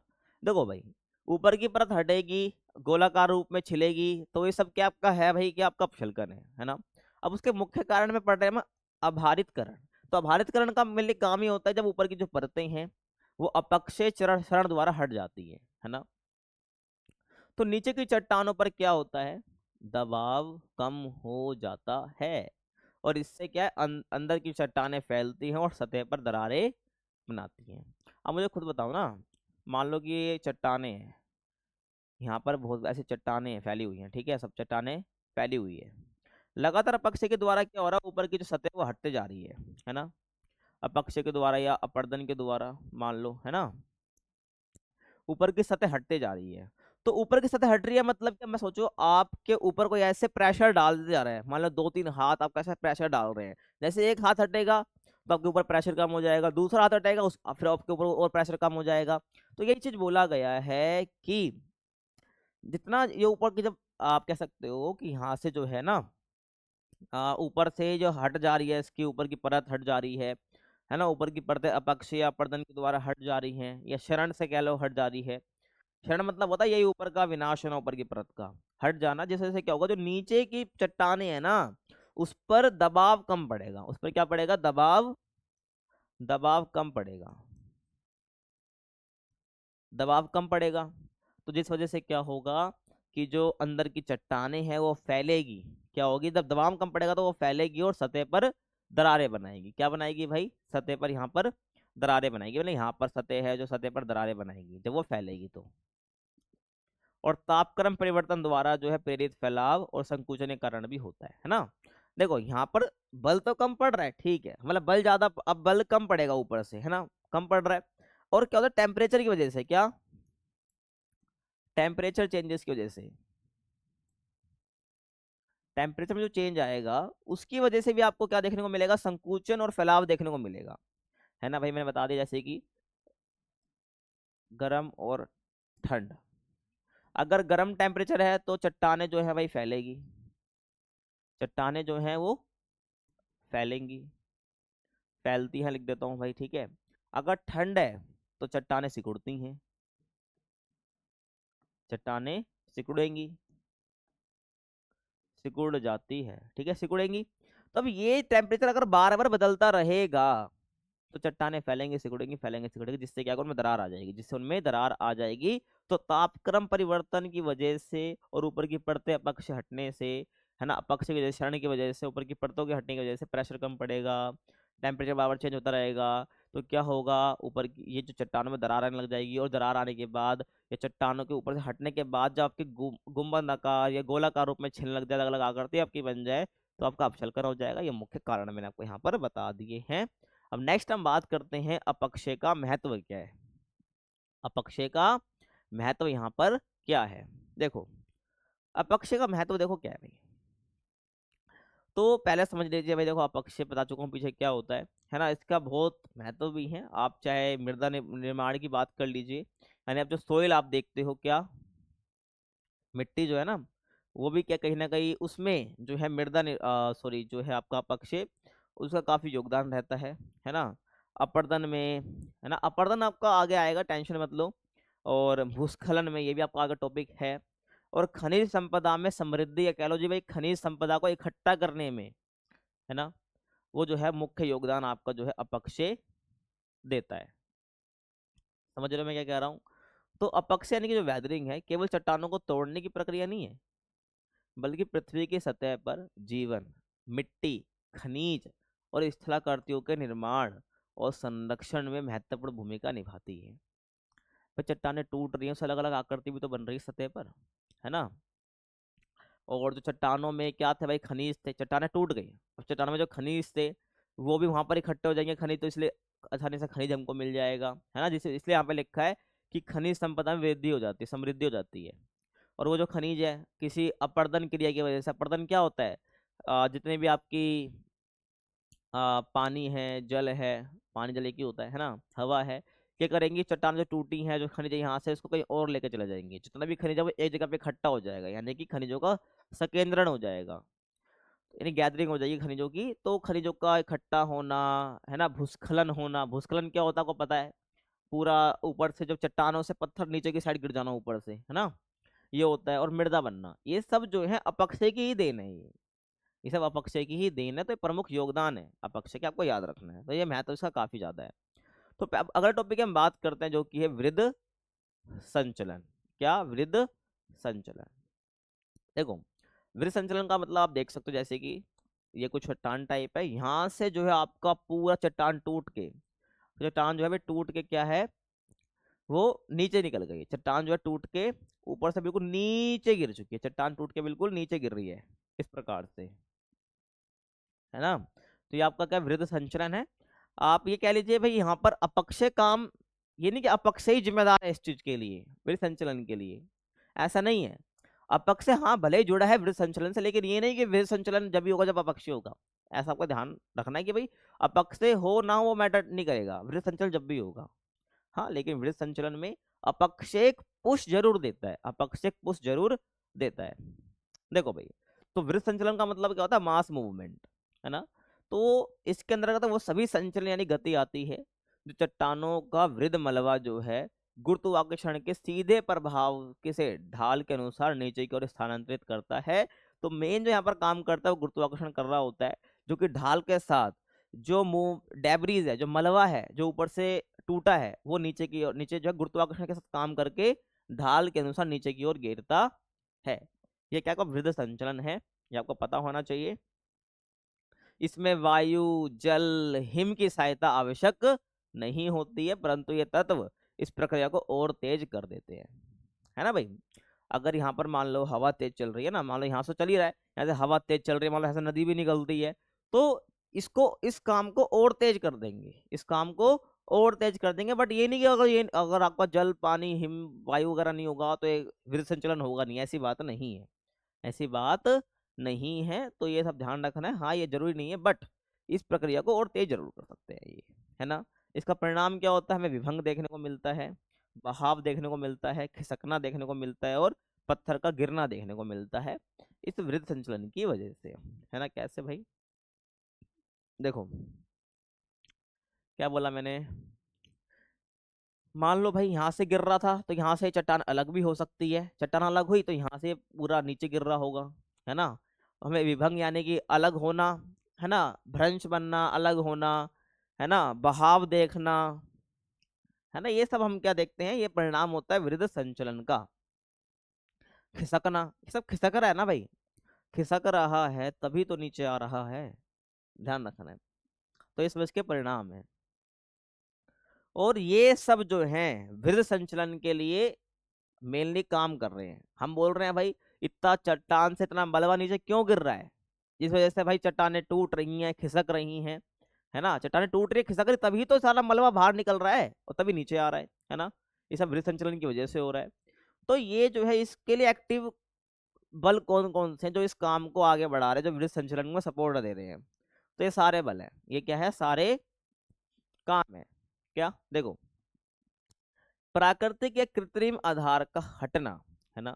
मान लो भाई चट्टाने थी, है ना, ये चट्टाने थी पूरी, है ना। मान लो कि इसका जो बेस है, जो इसका आधार है, जिस पे चट्टाने टिक रही हैं, अगर वही हट जाए, अगर वही हट जाए तो क्या होगा, इससे चट्टाने ढह जाएंगी नीचे की साइड, और ढह जाएंगे तो फिर वापिस इसकी नीचे की ओर ऐसे गिरती रहेंगी, इनका मास मूवमेंट होगा, और यहाँ पर गुरुत्वाकर्षण बल भी काम कर रहा होगा। और उसके बाद ढाल की प्रवणता और ऊंचाई में वृद्धि, ढाल आपकी जितनी कह सकते हो भाई, जितनी जो ये गति को आगे बढ़ाए, है ना। मान लो ऐसी ढाल है तो क्या ही होगा, है ना, ढाल बेकार ढाल है ये। तो ढाल की प्रवणता का मतलब है आपकी ढाल जितनी अच्छी होगी और जितनी ऊंची आपकी ढाल होगी, है ना, जितनी ऊंची आपकी ढाल होगी उस हिसाब से जो आपकी जो ये वृत्त संचलन है वो डिपेंड करेगा। उसके बाद अधिभार, जिसको बोलते हैं ओवरलोड, अगर इस चट्टान पर ज्यादा ओवरलोड पड़ेगा, है ना, ज्यादा वजन पड़ेगा,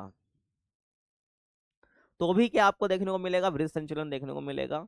अगर ज्यादा वर्षा हो रही है, ज्यादा वर्षा हो रही है और संतृप्ति हो रही है ना, सेचुरेशन, मतलब कि इतना वर्षा होगा कि सारा पानी जो उस चट्टान के अंदर घुस चुका है, उसके अंदर घुस चुका है, और चट्टान बिल्कुल टूट रही है, कमजोर हो चुकी है ना, और टूट के वो नीचे गिरेगी, है ना, ध्यान रखा, सारा मलबा वगैरह। तो वर्षा से अब इतना पानी घुस चुका है, उसके अंदर और पानी नहीं घुस घुस सकता, इसको बोलते हैं संतृप्ति, है ना, कि और उसके अंदर पानी नहीं घुस सकता वर्षा का उस चट्टान के अंदर, जिससे जो है वृत्त संचलन होना तय है। भूकंप आई, भूकंप इतना तेज आई, चट्टानें टूट गई, है ना, चट्टानों में कुछ मलबा निकल बन गया टूट टाट के, तो भूकंप की वजह से, और विस्फोट या मशीनों का कंपन, अगर मान लो आसपास कुछ काम फैक्ट्री चलती है ना, हाँ कोई विस्फोट हो गया, मशीनों की वजह से कंपन उत्पन्न हो रहा है, क्योंकि मशीन अगर हैवी हैवी है तो भी हमको वृत्त संचलन देखने को मिल जाता है। उसके बाद जाओ भूस्खलन। देखो भाई ध्यान रखना है यहाँ पर, तुम्हें कंफ्यूज नहीं होना है भूस्खलन और वृत्त संचलन में। वृत्त संचलन जो है ना, ये मास मूवमेंट तो है ही। ये क्या है, मास मूवमेंट तो, मास मूवमेंट तो है ही, मतलब कि बहुत ज्यादा मलबा नीचे गिर रहा है, ठीक है। लेकिन यही, लेकिन जब बहुत तेजी से हो जाए, लेकिन यही जो मास मूवमेंट है बहुत तेजी से, तुमको दिख रहा होगा भाई ये, है ना, बहुत बहुत तेजी से हो जाए और अचानक हो जाए, है ना, ये तो दिख रहा है, और अचानक हो जाए, और अचानक हो जाए, बहुत तेजी से और अचानक हो जाए, तो उसको भूस्खलन बोल देते हैं। उसको क्या बोल देते हैं, हम भूस्खलन बोल देते हैं। देखो, तो भूस्खलन क्या है, वृत्त संचलन का एक तीव्र और अचानक रूप है। क्या है, तीव्र और अचानक रूप है। तो भूस्खलन यानी कि लैंड स्लाइड, है ना। आपने देखा है ना, जितने भी पहाड़ी वाले एरिया है, कहते हैं कि भाई वहां पे थोड़ा ना पर्वत पठार से थोड़ा थोड़ा जो पहाड़ी इलाका है, थोड़ा साइड में होकर चलना भाई, पता चल रहा है वहां से लैंड स्लाइड हो जाए, है ना। तो भूस्खलन का एक अचानक रूप है वृत्त संचलन का। इसमें चट्टाने, मिट्टी, मलबे या ढीले पदार्थों का गुरुत्वाकर्षण प्रभाव से नीचे की ओर खिसकना शामिल है।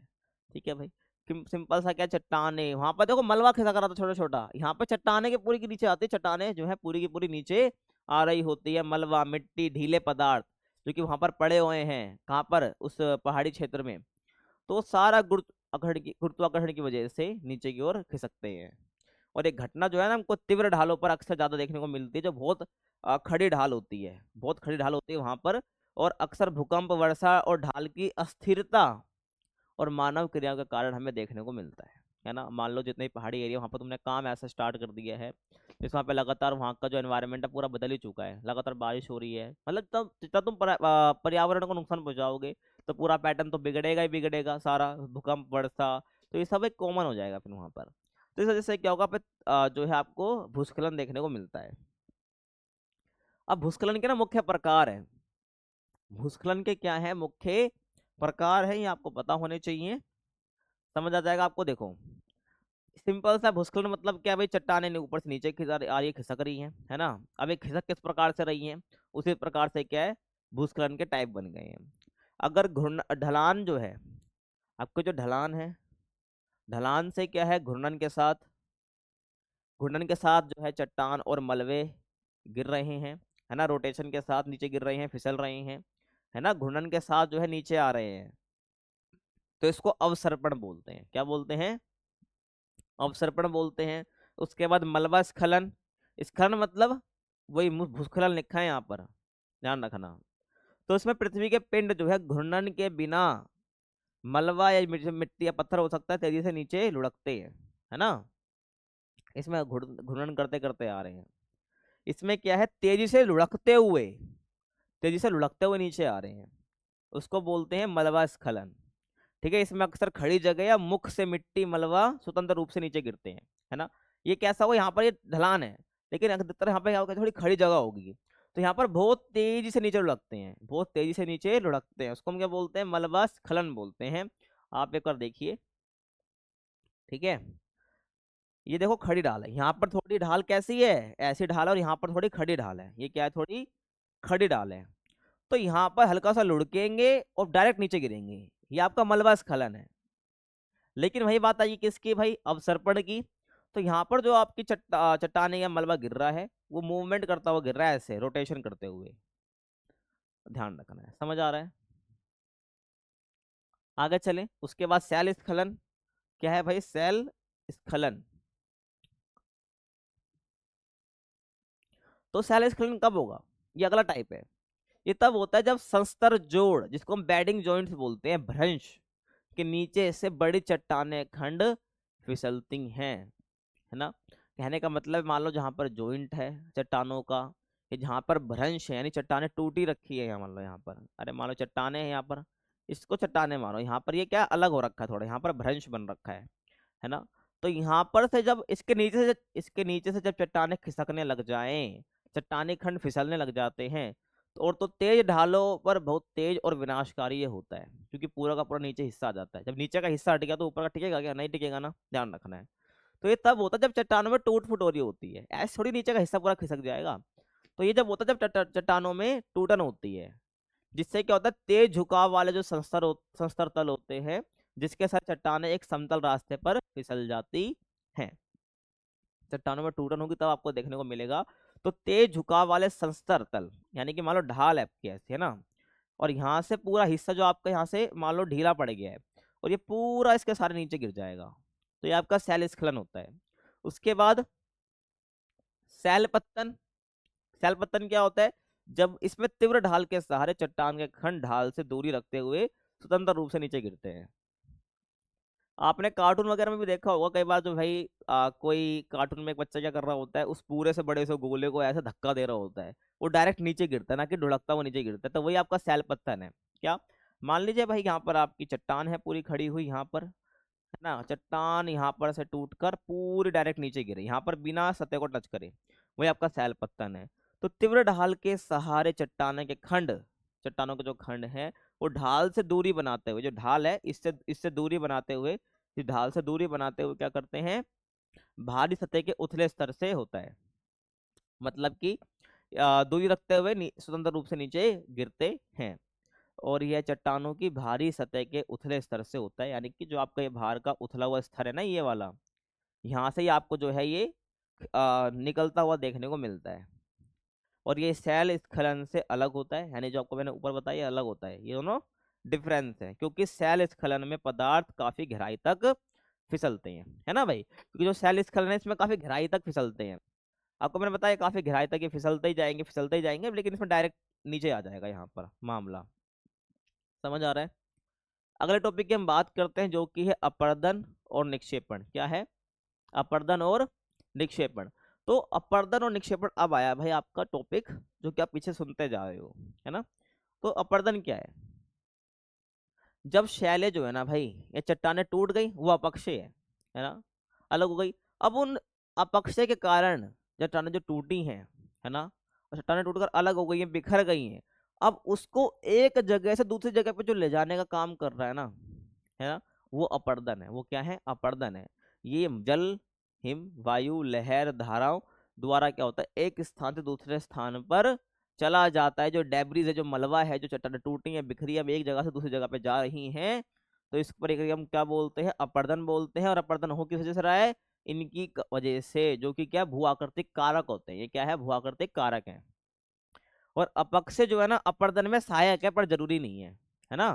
अब चट्टानें किसी वजह से भी टूट सकती है भाई, तो वही बोला गया अपक्षय जो है सहायक जरूर है अपर्दन में, क्योंकि चट्टानें अपक्षय से टूट रही हैं, लेकिन अपर्दन के लिए जरूरी नहीं है, ध्यान रखना है। आगे चलें। देखो, जब अपर्दन करने वाले कारकों की ऊर्जा घट जाती है, ये बहुत अच्छी चीज है, ध्यान से सुनना, ध्यान से सुनना, ठीक है।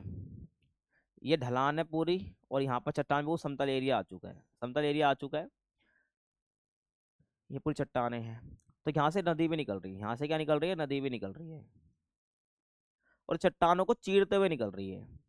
ध्यान से सुनना मेरी बात, यहाँ से चट्टानों को चीरते हुए निकल रही है, मतलब कि यहाँ पे छोटा छोटा मलबा भी है इसके अंदर, जो डॉट डॉट लगा रहा हूँ ये मलबा है सारा, समझ लो, जो कि इस नदी के साथ आगे बढ़ रहा है। तो यहाँ पर क्या है? यहाँ पर ढाल भी है, तो यहाँ पर क्या रहेगी, इनकी गति बहुत तेज रहेगी, यहाँ पर इनकी गति जो है बहुत तेज रहेगी। एरो ऊपर का मतलब है गति तेज दिखा रहा है ना, गति तेज रहेगी, क्योंकि यहाँ पे ढाल टाइप है। तो जहां पर ऐसी गति तेज रहेगी ना, सोर्स की, भूआकृतिक कारक की, चाहे वो हवा हो, चाहे वो नदी हो, कुछ भी हो, है ना, तो जहां पर ये अपर्दन करने वाले जो कारक हैं उनकी गति तेज रहेगी, वहां तो वो उस चट्टान को जहां से भी निकल रही है वो उसको पूरा घिस देगी, ठीक है, तोड़ देगी, वो चीज आपको अपर्दन के जो इतने भी कारक मैंने आपको पीछे बताए। लेकिन जहां पर इसकी गति स्लो हो गई, जैसे कि यहाँ पर ये आ गया थोड़ा प्लेन एरिया, समतल एरिया, यहाँ पर क्या हो जाएगा, इस जो ये नदी है, मान लो नदी की जो स्पीड है, इसको नदी मान लो, है ना, नदी की जो स्पीड है वो धीरे हो जाएगी। तो अपने साथ ये जो भी मामला ऊपर से चीरते हुए लेकर आई थी, घिसते हुए लेके आई थी, वो यहाँ पर इसको छोड़ देगी, यहाँ पर धीरे धीरे छोड़ते हुए आगे बढ़ जाएगी नदी अपनी, है ना। तो जितना भी लाया हुआ यहाँ पर था चट्टानों का मलबा वगैरह, वो यहाँ पर इकट्ठा हो जाएगा, यहाँ पर क्या हो जाएगा? इकट्ठा हो जाएगा। और मान लो ये चट्टाने का जितना मलबा यहाँ से इकट्ठा होकर यहाँ पर आया, तो यहाँ पर मान लो कोई गड्ढा भी था, यहाँ पर कोई गड्ढा भी था, तो वो भी गड्ढा भर जाता है और बराबर हो जाता है। तो यही, और अब ये भी ध्यान रखना है, एक और चीज रह गई कि जो ये मलबा आ रहा है, तो भारी या हल्की चीज पहले कौन दबेगी नीचे? तो पहले भारी कण आते हैं नीचे, फिर हल्के कण ऊपर ठहरते हैं। समझ आ गया? तो पहले भारी कण और फिर हल्के कण निक्षेपण होते हैं, है ना। जो पदार्थ, जब अपर्दन करने वाले जो कारक हैं, जैसे कि नदी हो गई, जल हो गया ना, कारकों की ऊर्जा घट जाती है, मतलब कि वो स्लो हो जाते हैं, तो वो पदार्थों को गिरा देते हैं, और पहले भारी पदार्थ गिराते हैं, फिर हल्के कण गिरते हैं। और इससे होता क्या, जो निम्न भूभाग है, कहीं पे गड्ढा टाइप बन रखा है, तो वो भी भर जाते हैं। और मैदान, डेल्टा, बालू तट, जितनी भी ये स्थलाकृतियां हैं, ये सब किससे बनती है? अपर्दन की वजह से ही बनती है। और अपर्दन की वजह से क्या होता है? अपर्दन की वजह से ही क्या होता है? जो मिट्टी का ऊपरी हिस्सा है, मिट्टी की ऊपरी परत, मिट्टी की ऊपरी परत हट जाती है, मिट्टी की ऊपरी परत हट जाती है। ठीक है, मिट्टी की ऊपरी परत क्या हो जाती है? हट जाती है। समझ रहे हो मैं क्या कह रहा हूँ? मान लो यहाँ से रिवर निकल रही है, तो मिट्टी के जो ऊपर की परत है ना, ये नदी अपने साथ ही लेते हुए जाएगी, ये अपने साथ ही लेते हुए जाएगी, जिससे वो मिट्टी की जो ऊपरी परत है वो हट जाएगी। और मान लो कि रेगिस्तानी एरिया है, ये मान लो पूरा एरिया जो है रेगिस्तानी एरिया, हवा बहुत तेज चल रही है ना, यहाँ पे बहुत सारी बालू है, यहाँ पर क्या है? बहुत सारी बालू है ना। और यहाँ पर ऑलरेडी पहले से बालू है ही, मिट्टी वगैरह पड़ी हुई है। तो क्या होगा भाई कि यहाँ से मान लो हवा बहुत तेज चल रही है, हवा जो है बहुत तेज चल रही है, तो हवा क्या करेगी? सारी मिट्टी को, मतलब बहुत सारी मिट्टी को उठा के इधर जमा कर देगी। तो यहाँ पर क्या, बहुत सारी मिट्टी जमा हो जाएगी, एक टीला बन जाएगा मिट्टी का। तो ये सब अपर्दन की वजह से ही होता है। और आगे देखिए, तो ये सब बनते किस वजह से हैं? अपर्दन की वजह से बनते हैं। आप जो उत्तरी भारत का मैदान आप देखते हो, वो अपर्दन की वजह से ही बना है ना। पहाड़ी एरिया सब कुछ अपने साथ भर के लेके आती नदियां, और पहाड़ी एरिया पे उसको जमा कर देती हैं, तो मैदान बन जाता है। समुद्र के किनारे पर डेल्टा, समुद्र के किनारे पर डेल्टा बन जाता है, क्योंकि वहां जितना भी अपने साथ भाग कर लेके आती है नदियां, वो समुद्र के किनारे पर जमा कर देती है, तो डेल्टा बन जाता है। अब आगे देखिए, अपर्दन को प्रभावित करने वाले कारक कौन कौन से हैं? अपर्दन के कारक भाई बता चुका हूँ, हिम है, जल है ना, वायु है, ये सब है। तो इनको प्रभावित कौन करेगा? सीधी सी बात, जलवायु। जैसी जलवायु होगी वैसे ही अपर्दन कारक रहेंगे। तो तापमान, वर्षा, हवा, ये सब क्या है? अपर्दन के, तो भाई अपर्दन इनके बिना हो ही नहीं सकता। तापमान, वर्षा और हवा के बिना अपर्दन हो ही नहीं सकता। और ये सब डिसाइड करते हैं जलवायु, और ये सब डिपेंडेंट है, जलवायु जैसी होगी वैसे ही। सेल संरचना कैसी है, सेलों का प्रकार क्या है, सेल मजबूत है, मुलायम है, कठोर है, कैसी है, वो भी डिसाइड होता है। वो भी अपर्दन को प्रभावित करता है। अगर मजबूत है चट्टान, चट्टान यानी सैलो की संरचना, यानी कि चट्टान मजबूत है, तो आपकी चट्टान वो जो है, उसको उसका उसको अपरदित करना, उसका अपर्दन करना बहुत मुश्किल हो जाएगा। ढाल, जितनी अधिक ढाल होगी उतने ज्यादा अपर्दन होगा। वनस्पति यानी कि जो पेड़ पौधे अपर्दन को रोकते हैं, ध्यान रखना, ये भी बड़ी बात है। जितने ज्यादा पेड़ पौधे होंगे ना भाई रास्ते में, उतने ज्यादा अपर्दन रुकता है। तो ये सब क्या है? प्रभावित करने वाले कारक है, आपको याद रखना है। नेक्स्ट हम बात करते हैं मृदा निर्माण की। क्या? मृदा निर्माण की, यानी soil formation. Soil is a very important thing for us, ध्यान रखना है आपको। बिना सोइल का काम नहीं चलेगा। फार्मर्स के लिए सोइल उनकी जान होती है, जैसे इरिगेशन यानी पानी देना, वैसे ही सोइल यानी मिट्टी उनके लिए बहुत जरूरी चीज होती है। अगर कैसी क्रॉप जैसी उगानी है ना, उसके हिसाब से मिट्टी भी देखनी पड़ती है, यानी कि उपजाऊ मिट्टी। तो मिट्टी बनती कैसे है, ये हमको देखना बहुत जरूरी है। तो मृदा यानी कि वह ऊपरी परत जो पृथ्वी की सतह पर सतह बनाती है ना। पृथ्वी की सतह तो है ही, तो पृथ्वी की सतह की जो ऊपरी परत है वो मृदा ही तो है, जिसमें हम पौधे उगाते हैं या पौधे उगते हैं, जीवन का आधार तैयार होता है ना। और आप मैदान में जब मिट्टी को छूते हैं, है ना, या खेतों में कार्य करते हैं, तो उसके कण आपको स्पर्श होते हैं। मिट्टी का बैठा उठा कर देखते हो ना, तो छोटे छोटे कण आपको आप स्पर्श कर पाते हो। तो ये वही मृदा है जिसमें असंख्य भौतिक, रासायनिक और जैविक प्रक्रियाएं निरंतर चलती रहती है। यहाँ पर भौतिक प्रक्रिया है, रासायनिक प्रक्रिया, मतलब कुछ ना कुछ केमिकल चेंज होता रहता है, और जैविक प्रक्रिया जैसे कि कुछ वहाँ पर जीव जो है अपना घर बना के रह रहे होते हैं, किसमें? उस मिट्टी के अंदर ही। तो ये प्रक्रिया चलती रहती हैं, ये ध्यान रखना है। तो अब हम बात करते हैं मृदा निर्माण की प्रक्रिया, जो कि अपना नेक्स्ट टॉपिक है। तो मृदा निर्माण की प्रक्रिया देखो भाई, यानी मृदा निर्माण एक प्रकार से कैसे हो रहा है। तो मृदा निर्माण को हम मृदा जनन कहते हैं। क्या कहते हैं? मृदा निर्माण को हम मृदा जनन कहते हैं। और इस प्रक्रिया में सबसे पहले देखो क्या होगा, मैंने बता दिया कि मृदा निर्माण की जब हम बात करेंगे ना, मृदा निर्माण की जब हम बात करेंगे तो यहाँ पर एक चीज की बात हम करेंगे, अपक्षय की। क्योंकि अपक्षय क्या कर रहा है? चट्टानों को तोड़ रहा है, चट्टानों को तोड़ रहा है छोटे छोटे टुकड़ों में, बस। तो सबसे पहला चरण यही है क्या, कि ये प्रक्रिया सबसे पहले अपक्षय से स्टार्ट होती है, अपक्षय पे निर्भर करती है, क्योंकि चट्टानें टूटेंगी तभी तो नदियां वगैरह जो है उसको एक जगह पे डालेंगी, जब जाके मिट्टी बनेगी, ध्यान रखना है। तो अपक्षीय परिवार, समझ गया भाई अपक्षय कैसे जिम्मेदार है? अपक्षय परिवार का मतलब क्या होता है? अपक्षित पदार्थ की गहराई कितनी है, जो अपक्षय कर रहे, अपक्षय द्वारा जो भी अपक्षय हुआ, अब अपर्दन के द्वारा जितना भी कुछ लाया गया उसकी गहराई कितनी है ना। जो अपक्षित पदार्थ है जिसको अपक्षय तुम कर रहे हो चट्टान को, तो उसमें कितना, उसकी गहराई कितनी है, वही क्या है, मृदा निर्माण का मेन आधार है ना। कितनी गहरी होगा वही तो मेन है, कि भाई कितना गहरा जो पदार्थ जमा करा वो कितना गहरा है। और जो परतें बनेंगी ये पदार्थ जमा करने पर अपक्षय हो गए, फिर अपर्दन के द्वारा एक जगह इकट्ठी हो जाती है।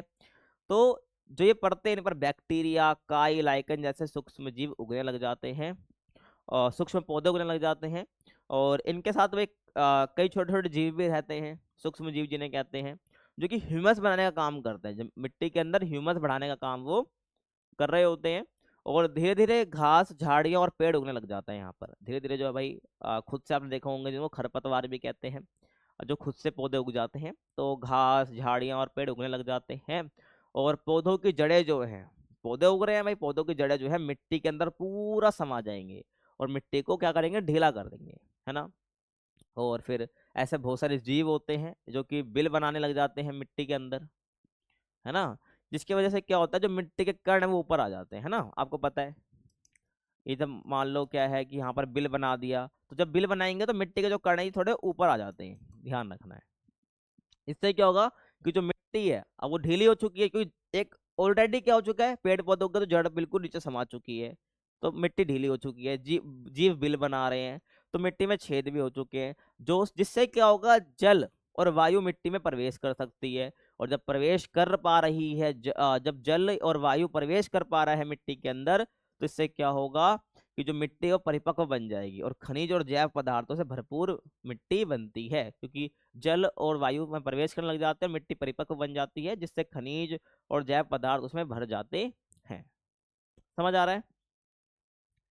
अब जो लास्ट टॉपिक है अपना, क्या, मृदा निर्माण के कारक। मृदा निर्माण हमने पढ़ा कैसे हो रहा है, मृदा निर्माण के फैक्टर्स कौन कौन से हैं, कौन कौन जरूरी जरूरी चीजें हैं जो मृदा फॉर्मेशन यानी सॉइल फॉर्मेशन के लिए जिम्मेदार है। तो पहला जो कारक है वह है जलवायु। जलवायु जो है ना भाई, मूल शैल के अपक्षयों को प्रभावित करती है ना। मैंने बता चुका हूँ कि जो अपक्षय है ना वो कैसे होगा भाई, है ना, वो चट्टानों के टूटने वूटने से होगा, इस पे तापमान बदलेगा वगैरह। ठीक है, अब देखो तापमान बदलेगा तो वैसे ही आपकी हवा चलेगी, वैसे ही आपके वो रहेगा, तो वैसे फिर अपर्दन भी काम करेगा, है ना।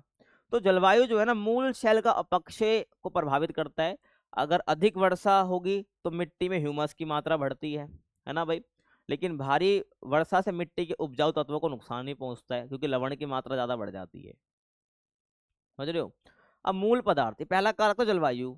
दूसरा कारक है मूल पदार्थ। जिस प्रकार की चट्टानों का अपक्षय हुआ है ना, जिस प्रकार की चट्टानें टूटेंगी, मिट्टी भी उसी प्रकार की होगी, मिट्टी भी उसी प्रकार की होगी, क्योंकि एट द एंड चट्टानें टूट के तो मिट्टी बन रही हैं। तो जैसे चट्टानों का गुणधर्म होगा, क्वालिटी होगी, वैसे ही मिट्टी की क्वालिटी होगी। उदाहरण के लिए आप देखो भाई कि दक्षिण भारत की जो मिट्टी है ना, वहाँ की आधारशिलाओं के कारण काली है। मतलब कि दक्षिण भारत के अंदर आपको जैसे महाराष्ट्र वाला एरिया हो गया, है ना, तो महाराष्ट्र में तो काली मिट्टी है, और काली मिट्टी कपास के लिए जानी जाती है, पता भी होगा आपको। तो काली मिट्टी वहां पर काली क्यों है? क्योंकि वहां की जो आधारशिला है, जो चट्टाने हैं, वहां का स्वरूप ही उनका वैसा, चट्टाने भी काली हैं। इसी वजह से क्या है, जब उनका पक्ष हो रहा है तो वहां की मिट्टी भी काली बन रही है। तो मूल पदार्थ जैसा होगा, मिट्टी भी वैसे ही खासियत दिखाएगी। उसके बाद उच्चाव, जिसको बोलते हैं रिलीफ।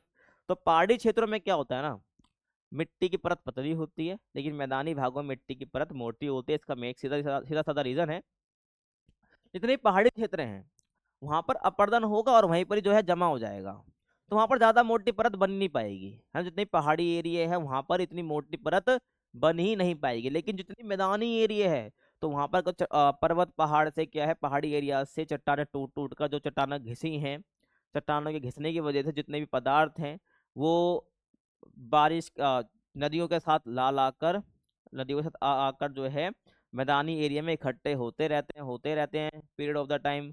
तो यहाँ पर क्या होता है, इनकी परत जो है मिट्टी की बढ़ते जाती है।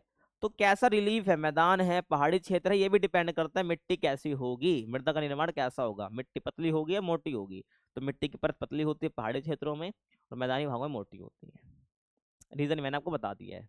उसके बाद जैविक क्रियाएं, क्या जैविक क्रियाएं, तो वनस्पति आवरण और सूक्ष्म जीवों की उपस्थिति मिट्टी को अधिक उपजाऊ बनाती है। अगर ध्यान रखना, वनस्पति आवरण नहीं होगा, मतलब वनस्पति नहीं होगी मिट्टी पर या सूक्ष्म जीव नहीं होंगे तो मिट्टी उपजाऊ भी नहीं होती है। तो मिट्टी का उपजाऊ होने का सीधा मतलब है कि उसके अंदर जीवन ने अपना घर बना रखा है ना, और वनस्पति ने पेड़ पौधे उस पर उग रखे हैं।